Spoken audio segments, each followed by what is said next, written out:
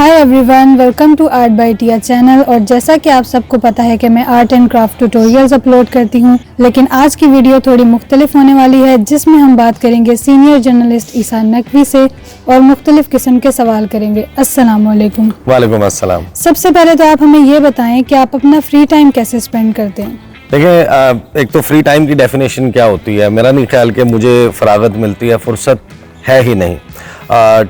ज़्यादातर time spend होता है अपनी वीडियोस की, अपने कंटेंट की तैयारी में, उसके अलावा रिसर्च में। पढ़ना इतना होता है। आजकल तो ज़ाहिर है कि किताब जो है उस तरीके से उसके साथ ताल्लुक़ नहीं है, लेकिन हर चीज़ क्योंकि ऑनलाइन अवेलेबल है, रिसर्च आर्टिकल्स इंटरनेशनल अफेयर्स पर, इंटरनेशनल पॉलिटिक्स पर, रीजनल इंटरनेशनल डेवलपमेंट्स इतनी हो रही होती हैं। एक थोड़ा सा वक्त जो है वो मिला है, लगभग सितंबर के लास्ट वीक में मेरा शो न्यूज़ 1 पर वो बंद हो गया था, और जब तक मैं किसी और जगह नहीं जाता तो कुछ थोड़ा सा वक्त जो है वो बचा है, लेकिन वो भी इतना जो है वो मसरूफियत के साथ गुजरता है। फैमिली टाइम, बच्चों का टाइम, साइकिलिंग के ऊपर हम जाते हैं, उसके अलावा यहाँ पर गार्डनिंग करते हुए बड़ा टाइम गुजरता है। ज़ाहिर है कि वीकली एक जो है वो गार्डनर, उसकी असिस्टेंस ज़रूर है, लेकिन ज़ाहिर है कि जब आपने अपने बागीचे के ऊपर तवज्जो देनी हो तो वो बड़ा वक्त मांगता है। कभी यहाँ पर आकर क्यारियों में गोडी कर रहा होता हूँ। दरख्त आपने देखा होगा लगाए हुए हैं बहुत सारे। ये जो पोर्शन है जो आपको मेरे अकब में नज़र आ रहा है, ये ऑर्नामेंटल है। इसमें फाइकस है, इसमें वाशिंगटोनिया पाम है, उसके अलावा कासिया नोडोसा, ये जो मेरे बिल्कुल अकब में नज़र आ रहा है, ये मुझे बड़ा पसंद है ज़ाती तौर पे। ये भी आजकल ज़ाहिर है कि उतना ग्रोन अप नहीं है, इसकी उम्र जो है वो चंद साल ही है, लेकिन ये एक बहुत ज़बरदस्त किस्म की अम्ब्रेला बनाता है अपनी। फिर उसके ऊपर फ्लावर्स बड़े ज़बरदस्त किस्म के निकलते हैं। फिर सीजनल फ्लावरिंग प्लांट्स जो हैं फूलों वाले, उसमें आजकल मैरीगोल्ड जो है वो 3 कलर्स में लगाया हुआ है। गुलाब है, उसके अलावा जो खुशबू वाले हैं उसमें रात की रानी लगी हुई है। फिर मरवा है, गुलाब भी 3-4 किस्मों के हैं। फिर फूलों वाली बेलें हैं। फिर जो दूसरी साइड है वहाँ पर जो है वो मैंने फ्रूटिंग प्लांट्स लगाए हुए हैं, जिसमें आलू बुखारा है, खुबानी है, चेरी है, आड़ू है।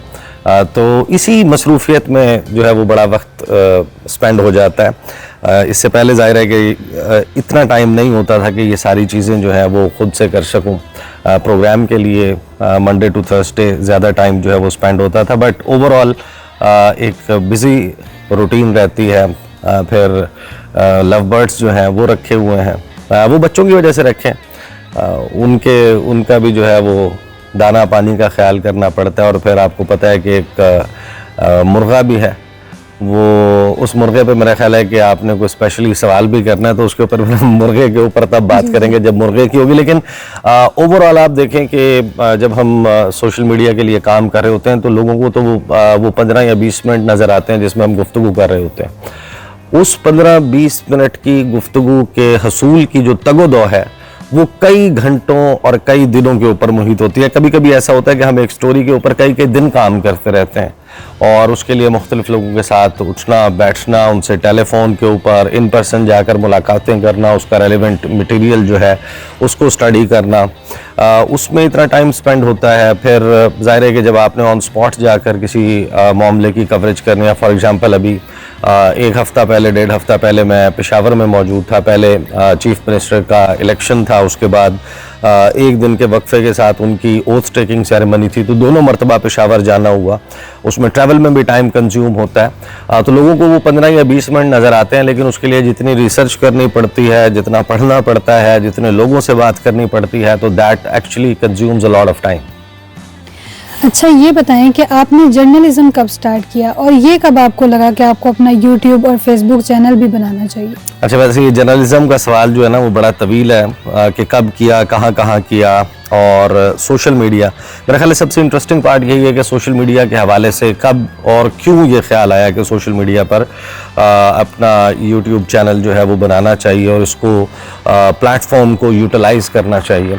जर्नलिज्म तो मैंने स्टार्ट किया था वे बैक इन 2004। अब तकरीबन 21 साल से कुछ ज़ायद हो चुका, लेकिन आगाज़ का आप यूँ समझें कि 8-10 महीने इनफॉर्मल था। मैं फॉर्मली किसी इदारे के साथ वाबस्ता नहीं था। हमारे एक दोस्त हैं, उनका एक वीकली मैगज़ीन था और फिर एक मंथली जो है वो मैगज़ीन जो है वो निकाला करते थे। उसके लिए मैं आर्टिकल्स लिखता था, बट 2005 में मैंने, आप यूँ समझें कि फुल टाइम एक न्यूज़पेपर के साथ, दी पोस्ट न्यूज़पेपर लॉन्च हुआ, उसके साथ स्टार्ट किया था। 2 साल दी पोस्ट के साथ किया, फिर लगभग 1 साल जो है वो दी नेशन न्यूज़पेपर था उसके साथ। उसके बाद 2 साल मैंने दुनिया टीवी, जियो टीवी में काम किया, जियो न्यूज़ इंग्लिश प्राइमरीली, उसके लिए मेरी इंडक्शन हुई थी। लेकिन उसके बाद फिर मैंने स्विच, क्योंकि जियो न्यूज़ इंग्लिश का जो प्रोजेक्ट है वो शेल्व हो गया था, I was transferred to Geo News Urdu. फिर वहाँ से तकरीबन 1-1.25 साल के बाद जो है वो दुनिया टीवी, और दुनिया टीवी में मेरा ख्याल है मैंने सबसे ज़्यादा वक्त स्पेंड किया, 10 साल। 2018 तक जो है वो मैं दुनिया टीवी के साथ रहा, 2008 से 2018। और 2018 में मैंने एक अंग्रेज़ी का चैनल था इंडस न्यूज़, वो इंटरनेशनल इंग्लिश न्यूज़ चैनल था, उसमें स्विच किया। वहाँ तकरीबन मैंने 3 साल गुजारे। फिर चंद माह की ब्रेक, और फिर एबीएन न्यूज़ में मैंने फ़र्स्ट टाइम अपना प्रोग्राम एंकरिंग जो है वो स्टार्ट की। इनिशियली 7 बजे का प्रोग्राम जो है वो असाइन हुआ था, लेकिन by the time channel launch हुआ तो वो डिबेट एट 7 जो है वो कन्वर्ट होकर डिबेट एट 8 हो गया। और फिर डिबेट एट 8 लगभग 1.25 साल जो है वो किया। फिर 1 साल के लिए मैंने जो है वो ज्वाइन कर लिया था न्यूज़ वन से अभी फरागत मिली है। लेकिन जो सोशल मीडिया है, सोशल मीडिया ऑब्वियसली जब हमने जर्नलिज्म का आगाज़ किया, रिपोर्टिंग शुरू की, तो उस वक्त तो ये फिनोमेना एग्जिस्ट ही नहीं करता था, there was no social media. और किसी के वहम गुमान में भी नहीं था कि वक्त इतनी तेज़ी से तब्दील होगा कि हम लोग जो शायद इन मोबाइल फ़ोन्स और गैजेट्स के ज़माने से पहले जिन्होंने 90s में अपनी स्कूलिंग की थी, उनको अंदाज़ा तो बिल्कुल नहीं था। We were not prepared for this world. हमारी तैयारी, हमारी जो स्कूलिंग है वो इस बुनियाद पर नहीं हुई थी, तो हमारे लिए बड़ा चैलेंजिंग था। हमने वो ट्रांजिशन देखी है जहाँ पर जो कम्युनिकेशन जो है वो इतनी एडवांस हुई है, जितनी कुल मिलाकर ह्यूमन हिस्ट्री में कम्युनिकेशन में इतनी एडवांसमेंट नहीं हुई जितने इस वक्त और इस दौर में हुई। तो आगाज़ में तो ज़ाहिर है कि नॉर्मल सेट्स हुआ करते थे, मोबाइल फ़ोन कॉल्स के लिए इस्तेमाल होते थे। लेकिन फिर जब ये स्मार्टफोन्स का ज़माना शुरू हुआ, आगाज़ में मुख्तलिफ़ ऐप्स के ज़रिए लोग एक दूसरे के साथ रब्ते करते थे, मैसेंजर्स हुआ करते थे। लेकिन जिस वक्त ये सोशल मीडिया प्लेटफॉर्म्स आए हैं, उस वक्त ये अंदाज़ा होना शुरू हो गया था कि एक वक्त आएगा कि जब शायद जो हमारा मेन स्ट्रीम मीडिया है वो ऑब्सलीट हो जाएगा। ऑब्सलीट नहीं भी होगा तो कम से कम लोग जो है और आई बॉल वो शिफ्ट कर जाएगा स्मार्टफोन्स की तरफ, सोशल मीडिया की तरफ। लेकिन ये इतना जल्दी होगा इसका अंदाज़ा हमें भी नहीं था। तो 2020 में यानी 2019 में आप समझ लीजिए कि मुझे ये रियलाइजेशन हो चुकी थी। लेकिन आगाज़ में क्योंकि मैं एक फुल टाइम ब्यूरो चीफ के तौर पर एक ऑर्गेनाइजेशन को हेड कर रहा था, तो इतना वक्त नहीं दस्तयाब होता था। तो इसकी वजह से मैंने पहले आगाज़ में तो ये किया कि एक चैनल बनाया और उस चैनल के ऊपर शेर व शायरी और इस किस्म की चीज़ें करना शुरू कर दी। और 1 साल के बाद लगभग मैंने रियलाइज़ किया कि मुझे वो काम करना चाहिए जो काम basically which I am trend for, जो इतने अरसे से मैं करता आ रहा हूँ, जर्नलिज्म, और उसमें भी ख़ास तौर पर international affairs, regional politics, international politics, regional conflicts, उसके ऊपर काम करूँ। फिर जब वो स्टार्ट किया 2020 में, तो बस उसके बाद आप समझिए कि पिछले 5, 5.5 साल, 5.25 साल से सोशल मीडिया जो है वो अब मेन फोकस बन गया है और main stream media side by side चलता है। बट ऑब्वियसली जब आप मेन स्ट्रीम मीडिया के साथ अटैच्ड होते हैं तो फिर वक्त जो है वो ज़्यादा आपका मेन स्ट्रीम मीडिया ही कंज्यूम करता है। शुरू में आपने अपने YouTube चैनल पर foreign affairs, international politics, regional और इंटरनेशनल कॉन्फ्लिक्ट्स पर वीडियो बनाई, लेकिन अब आप ज़्यादातर लोकल पॉलिटिक्स पर क्यों बात करते हैं? ये बड़ा इंटरेस्टिंग सवाल है और मेरे से बहुत सारे लोग, मेरे ख़ास तौर पर जो सब्सक्राइबर्स हैं, जो फॉलोअर्स हैं, वो कमेंट्स करते हैं मेरी वीडियोस के नीचे जब ख़ास तौर पर कोई बड़ी इंटरनेशनल डेवलपमेंट चल रही होती है कि आपने उसके ऊपर बात नहीं की। अब जाहिर है कि इसमें कुछ कमी कोताही मेरी तरफ से भी है कि जो इंटरनेशनल पॉलिटिक्स है उसमें उस तरह से नंबर ऑफ़ वीडियोज़ जो है वो कम हो चुकी हैं। आपने शुरू में पूछा था कि आप फ्री टाइम में क्या करते हैं, आप अपना फुर्सत का वक्त कैसे गुजारते हैं। मैं, ऐसा नहीं है कि अगर वीडियोस नहीं बना रहा तो मैं इंटरनेशनल जो डेवलपमेंट्स हैं उनको फॉलो नहीं कर रहा। बहुत ज़्यादा वक्त जो है वो स्पेंड होता है। इस वक्त देखें पूरी दुनिया में जो सबसे बड़ी कॉन्फ्लिक्ट है चाइना और अमेरिका के दरमियान, जो उनकी तजारती जंग चल रही है, उसका जो मेन आस्पेक्ट है वो रेयर अर्थ मिनरल्स है, क्रिटिकल मादनियात का शोबा, उसको मैं रोज़ाना की बुनियाद पर फॉलो कर रहा होता हूँ। और ये और बात है कि शायद उसके ऊपर उतना ज़्यादा वक्त नहीं मिलता कि वीडियोस बनाऊँ, लेकिन ये एक ऐसा सब्जेक्ट है जिसको ऊपर मैं आई एम प्लानिंग कि अब क्योंकि मेन स्ट्रीम मीडिया से थोड़ा सा फरागत भी मिली है तो मैं उसके ऊपर अब रेगुलरली वीडियोस भी करूँगा। दूसरी वजह यह है कि साल 2022 में जब रिजीम चेंज हुआ पाकिस्तान में, उसके बाद ज़ाहिर है कि आफ्टर ऑल जब हम उर्दू ज़बान में चैनल करते हैं, एक आपका चैनल है जिस पर आप उर्दू ज़बान में वीडियोस कर रहे हैं, आप उस पर चाहे इंफॉर्मेशन दे रहे हैं, एनालिसिस दे रहे हैं, लेकिन जब आप उर्दू लैंग्वेज में कर रहे हैं तो आपकी ऑडियंस जो है वो इंडियन सब कॉन्टिनेंट तक महदूद हो जाएगी, या जहाँ जहाँ लोग उर्दू ज़बान समझते हैं या हिंदी ज़बान समझते हैं। हिंदी भी क्योंकि जो है वो बोलने में मिलती जुलती है, वो लोग अंडरस्टैंड कर सकते हैं, हम लोग उनकी लैंग्वेज जो है वो अंडरस्टैंड कर सकते हैं। तो यहाँ के जो लोग हैं, जो हमारे फॉलोअर्स या व्यूवर्स हैं, उनका आई बॉल जो है वो शिफ्ट हो गया था। वो इंटरनेशनल पॉलिटिक्स से ज़्यादा उनकी डिमांड ये थी कि जो लोकल पॉलिटिक्स है या जो इस वक्त पाकिस्तान में डेवलपमेंट्स चल रही हैं या इंटरनेशनल लेवल पर वो डेवलपमेंट्स चल रही हैं जो पाकिस्तान के पॉलिटिकल एनवायरनमेंट को अफेक्ट कर रही हैं, उनके ऊपर ज़्यादा बात हो। तो उसकी वजह से इसके ऊपर शिफ्ट किया। और फिर क्योंकि मेन स्ट्रीम मीडिया के ऊपर 2022 में प्रोग्राम का आगाज़ कर दिया था, अब वो एक ऐसा वक्त था 2022 के अराउंड नवंबर दिसंबर जब ये काम शुरू किया, उस वक्त डेली बेसिस के ऊपर, क्योंकि आप करंट अफेयर्स का 8 बजे का प्रोग्राम कर रहे हैं तो उसमें आपको topics of the day current affairs के ऊपर बात करनी होती है और लोकल पॉलिटिक्स पर बात करनी होती है। तो जब आप पूरा दिन सिमिलर काइंड ऑफ स्टोरीज जो लोकल पॉलिटिक्स से रिलेटेड हैं वो कवर कर रहे होते हैं, तो फिर जाहिर है कि आपके पास ज़्यादा उस वक्त अबूर भी उसी चीज़ के ऊपर होता है कि आप उसी सब्जेक्ट को जो है वो अपने सोशल मीडिया पर भी डिफरेंट एंगल के साथ करें। तो इस वजह से शायद इंटरनेशनल सब्जेक्ट्स थोड़ा सा कम हो गए हैं और जो लोकल पॉलिटिक्स है या जो लोकल इवेंट्स हैं उनके ऊपर ज़्यादा बात होती है। आपकी रिसेंट वीडियोस में मैं देखती हूँ कि हर दूसरा बंदा कमेंट करता है कि वीडियो में मुर्गे की आवाज़ आती है, तो वो मुर्गा तो दिखाएं। वो मुर्गे का जो है वो, अब मुर्गा जो है हम थोड़ी देर में चल के देखेंगे भी, बल्कि आप उसकी वीडियो बना के इस वीडियो के ऊपर लगा भी सकते हैं। मुझे आज भी, बल्कि मैं भी थोड़ी देर पहले देख रहा था, एक वीडियो पर कॉमेंट आया हुआ था, क्योंकि रात में गया और करामत मुगल साहब के साथ वीडियो की और वहाँ पर क्योंकि कोई मुर्गा नहीं था, आवाज़ नहीं आई, तो लोगों ने बड़ा मिस किया। कुछ लोगों ने कमेंट्स किए कि ये जो आज मौक़िफ़ देने के लिए आपका मुर्गा जो है वो नहीं आया, वो बहुत शोर मचाता है, क्योंकि मैं अमूमन जो वीडियोस मेरा रिकॉर्डिंग का टाइम होता है वो very early in the morning होता है और वो वक्त होता है जब मुर्गे अजाने दे रहे होते हैं।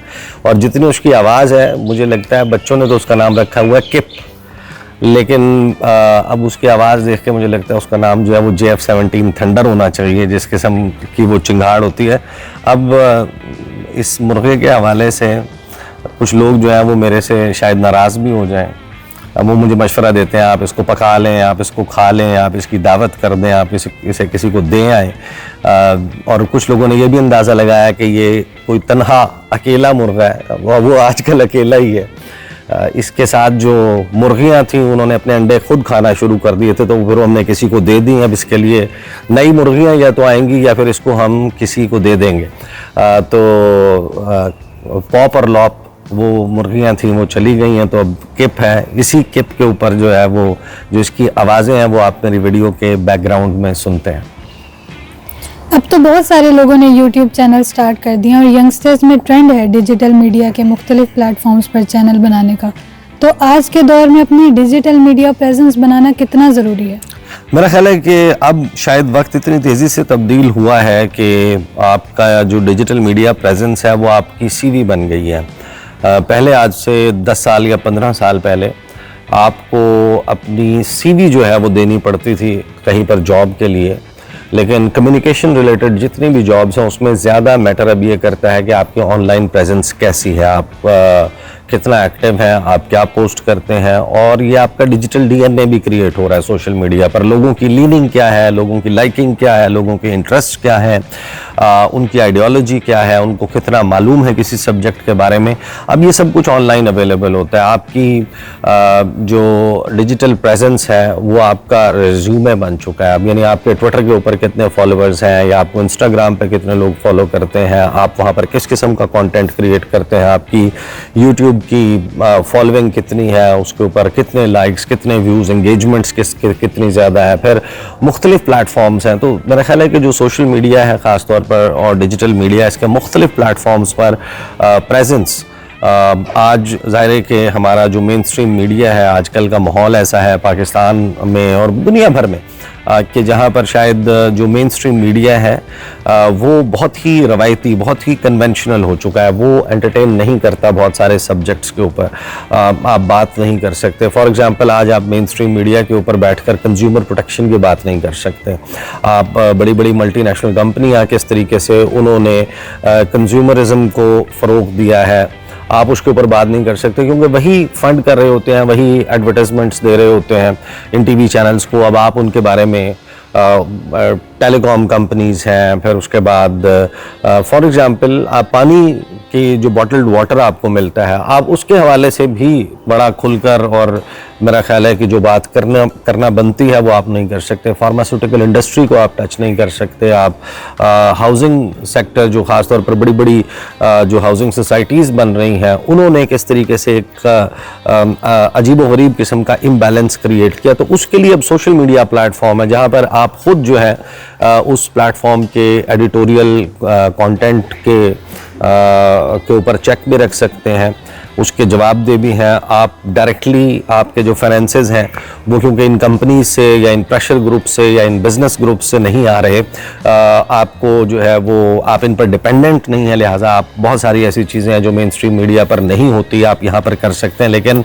अब उसके अलावा यंगस्टर्स जो हैं उनको भी प्रॉपरली जो है वो क्वालिफाइड इनफ होना चाहिए कि जब वो सोशल मीडिया के ऊपर, इन प्लेटफॉर्म्स के ऊपर अपने डिजिटल प्रेजेंस में को साबित करने के लिए कंटेंट प्रोड्यूस कर रहे होते हैं, तो they have to be careful कि लॉज के मुताबिक, आइन कानून के मुताबिक जो चीज़ें आप ज़ाहिर है कि अगर आप जर्नलिस्टिक जो है वो काम कर रहे हैं, आपका मकसद जो है वो एनालिसिस एंड रिपोर्टिंग है, तो उसमें कुछ देर आर सर्टेन क्राइटेरिया जो एडिटोरियली जिसको आप जस्टिफाई कर सकें, जिसको आप प्रूव कर सकें, तो उसके हिसाब से कंटेंट क्रिएट करना चाहिए। बट आज के दौर में मेरा ख्याल है कि डिजिटल प्रेजेंस हर शख्स के लिए इतनी ज़रूरी है। अगर आपने मेन स्ट्रीम मीडिया में आना है, आपने अदरवाइज़ कम्युनिकेशन से रिलेटेड कोई भी काम करना है, तो digital presence is a must. Thank you so much for your time and thank you viewers. I hope आपको आज की वीडियो अच्छी लगी होगी। आर्ट एंड क्राफ्ट और इस तरह की वीडियोस देखने के लिए मेरे चैनल को लाइक करें एंड सब्सक्राइब करें।